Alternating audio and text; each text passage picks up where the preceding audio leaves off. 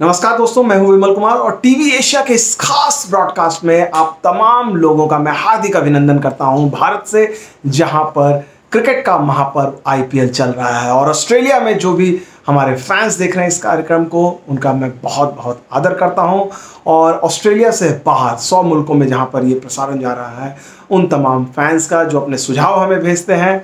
और आज बात करेंगे सोमवार को हुए इकलौते मुकाबले की। जी हाँ, जहां पर कोलकाता नाइट राइडर्स की टीम ने एक अच्छी जीत हासिल की पंजाब के खिलाफ। और इस जीत के लिए जो सबसे बड़ी भूमिका निभाई वो थे राहुल त्रिपाठी और ओवेन मॉर्गन, जो इंग्लैंड के भी कप्तान हैं और कोलकाता नाइट राइडर्स के भी कप्तान हैं। मॉर्गन ने 47 रन बनाए 40 गेंदों पर, अनबीटन रहे और ये इस सीज़न उनकी पहली एक अहम पारी है। लगातार सवालों के घेरे में थे मॉर्गन की, भाई इतने बड़े कप्तान हैं, उनकी कप्तानी नहीं चल रही है, उनके बल्ले से रन नहीं बन रहे हैं, बहुत दबाव में थे। और जब वो आए बल्लेबाजी करने के लिए तो पहले 3 विकेट सिर्फ 17 रन पर खो दिए थे केकेआर ने। बहुत बड़ा चेज नहीं था, लेकिन बहुत ज़्यादा दबाव में थे। यहाँ पर अपने जो टेम्परामेंट का उन्होंने परिचय दिया, काम हेड का उन्होंने जो उनको भी कूल, कैप्टन कूल कहा जाता है। जहाँ हम लोग इंडिया में धोनी को कैप्टन कूल कहते हैं, लेकिन इंग्लैंड में मॉर्गन की यही छवि है। धोनी की तरह उन्हें कैप्टन कूल कहा जाता है और कैप्टन कूल के मुताबिक उन्होंने पारी खेली। एक और खिलाड़ी जिन्होंने बहुत अच्छी पारी खेली वो है राहुल त्रिपाठी। जी हाँ, इस त्रिपाठी ने सबसे पहले जो नाम कमाया था वो धोनी की टीम में रहकर, पुणे सुपर जायंट्स था, वहाँ पर उन्होंने बहुत ज़्यादा रन बनाए थे एक सीज़न, तभी से इनका नाम आया था। और आज इन्होंने क्या ताबड़तोड़ अंदाज में बल्लेबाजी की। हाँ, उन्हें मायूसी हुई होगी कि उन्हें भी अनबीटन रहना चाहिए था, मैच जिताना चाहिए था, लेकिन जिस तरह से ख़राब शुरुआत हुई थी टीम के, उसके बाद से त्रिपाठी ने संभाला, वो काबिले तारीफ बात रही। लेकिन एक बात जो केकेआर के फैंस को लगातार झकझोर रही होगी वो है शुभमन गिल का फॉर्म। जी हाँ, शुभमन गिल एक बार फिर से सस्ते में आउट होकर गए। वो शुभमन गिल जिन्हें भविष्य का बड़ा बैट्समैन माना जा रहा है, कहा जा रहा है उनकी तुलना हो रही है सचिन तेंदुलकर से, तुलना हो रही है विराट कोहली से, तुलना हो रही है। ऑस्ट्रेलिया में गए थे टेस्ट मैच में, उन्होंने बहुत शानदार बैटिंग की थी, सारे बड़े बड़े दिग्गज उनके बारे में बात कर रहे हैं, लेकिन उस शुभमन गिल से रन नहीं बन पा रहे हैं। अगर आप देखा जाए 6 मैच खेल चुके हैं वो, बड़े मुश्किल से 50 रन उन्होंने जुटाए हैं और ये एक बहुत बड़े खिलाड़ी की साख के साथ मेल नहीं खाता है। तो कहीं ना कहीं कोलकाता के लिए अब भी समस्याएं हैं। ऐसा नहीं है कि उन जीत के साथ सारी चीज़ें छिप गई हैं, लेकिन इसके अलावा बल्लेबाजों के अलावा जो एक जीत का आधार तय किया वो गेंदबाज थे। शिवम मावी, क्या उन्होंने स्पेल डाला, 4 ओवर उन्होंने डाले, 20 रन उन्होंने सिर्फ दिए और 1 विकेट लिया। प्रसिद्ध कृष्णा जिन्होंने 3 विकेट लिए, 30 रन देके, उन्होंने शानदार गेंदबाजी की। आप नरेन की बात करें, सुनील नरेन की, उन्होंने 2 विकेट लिए। कुल मिलाकर देखा जाए तो कोलकाता ने अपना जो है दबाव, जो है शिकंजा लगातार कसे रखा। लेकिन एक बार फिर से जो पंजाब के कप्तान केएल राहुल, उनकी वही कमी देखने को मिली। स्ट्राइक रेट उनका कमज़ोर था और वो दबाव में कहीं ना कहीं घिरे दिखे। एक तरह से मयंक अग्रवाल अच्छी बल्लेबाजी कर रहे थे, शुरुआत उनकी अच्छी रही, लेकिन उसके बाद लड़खड़ाई पारी, और ऐसी पारी लड़खड़ाई खासकर जो कैरेबियाई जोड़ी है क्रिस गेल की, जो सिर्फ 1 रन बना पाए, उसका निकोलस पूरन भी बहुत ज़्यादा कुछ नहीं कर पाए। ये खिलाड़ी जो जल्दी जल्दी आउट हुए, उसके बाद संभलने का मौका नहीं था। शाहरुख खान ने काफ़ी कोशिश की, क्रिस जॉर्डन ने नीचे कोशिश की, लेकिन ये कभी भी जाकर सफिशिएंट नहीं होने वाला था कोलकाता के लिए एक बड़े स्कोर में तब्दील करने के लिए। तो कुल मिलाकर कोलकाता को एक तरह से देखा जाए बहुत ही अहम जीत मिली है।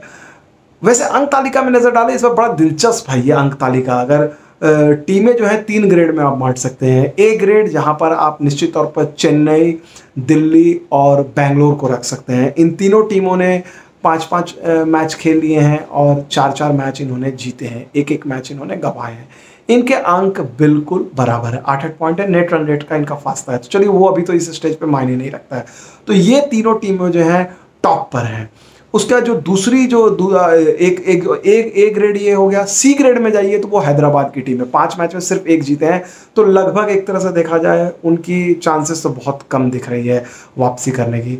और जो ये बी ग्रेड की टीम है, बी ग्रेड में 4 टीमें जूझ रही हैं, बॉम्बे, कोलकाता, पंजाब, नाइट राइडर्स। ये जो 4 टीमें ये जूझ रही हैं, इनके बीच जो आपसी मुकाबले हो रहे हैं ये ऊपर नीचे हो रहे हैं।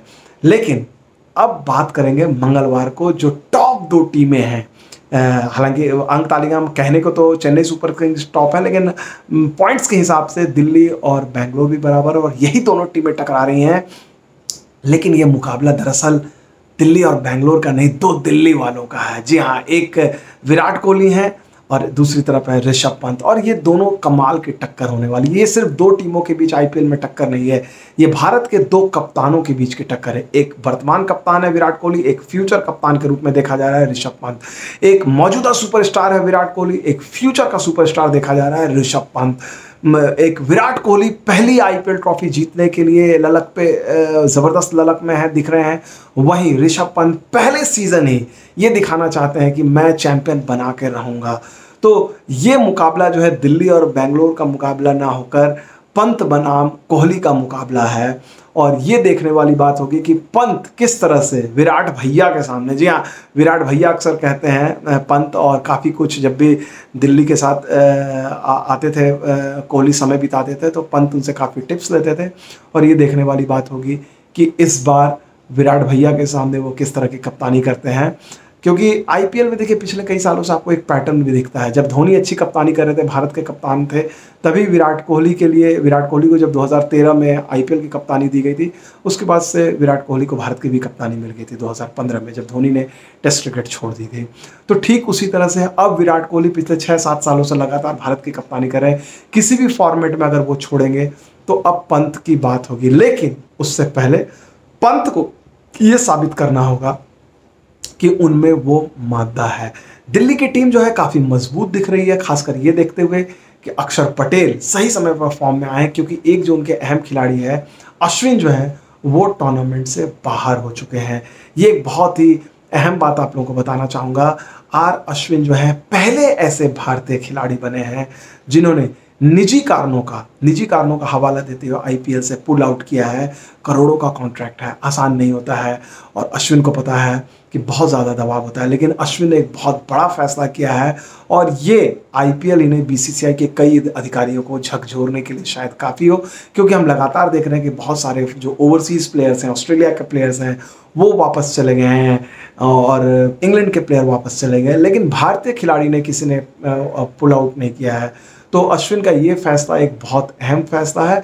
और वहीं एक ऑस्ट्रेलिया के खिलाड़ी ने भी बड़ी दिलेरी दिखाई है। पैट कमिंस ने $50,000 उन्होंने ऐलान किया है कि पीएम केयर फंड्स में डालने का उन्होंने फैसला किया हुआ है, और उम्मीद की जानी चाहिए कि कमिंस के इस फैसले से बहुत सारे हमारे भारतीय क्रिकेटर जो हैं वो इंस्पायर होंगे, और हो सकता है आने वाले दिनों में वो भी भारतीय लोगों के लिए अच्छा किया। जी हाँ, भारतीय क्रिकेट ने इन्हें इतना शोहरत दिया, इतना मान दिया है, इतने पैसे दिए हैं, और शायद इससे बेहतर मौका और कुछ नहीं होगा जब वो सोसाइटी को वापस कुछ दे। तो कुल मिलाकर बहुत ही दिलचस्प चीज़ें होने वाली आईपीएल में, लेकिन मैं आपको लगातार अच्छी खबरें बता रहा हूँ, दिलचस्प और रोमांचक बातें बता रहा हूँ, और आप लोगों के फीडबैक का इंतज़ार भी करता हूँ, जहाँ पर आप ये हमें बताते हैं कि किस तरह की बातें आप सुनना चाहते हैं, क्या सुनना चाहते हैं। बहुत बहुत शुक्रिया इस ब्रॉडकास्ट को देखने के लिए, और आपसे फिर मुलाकात होगी। Thank you very much.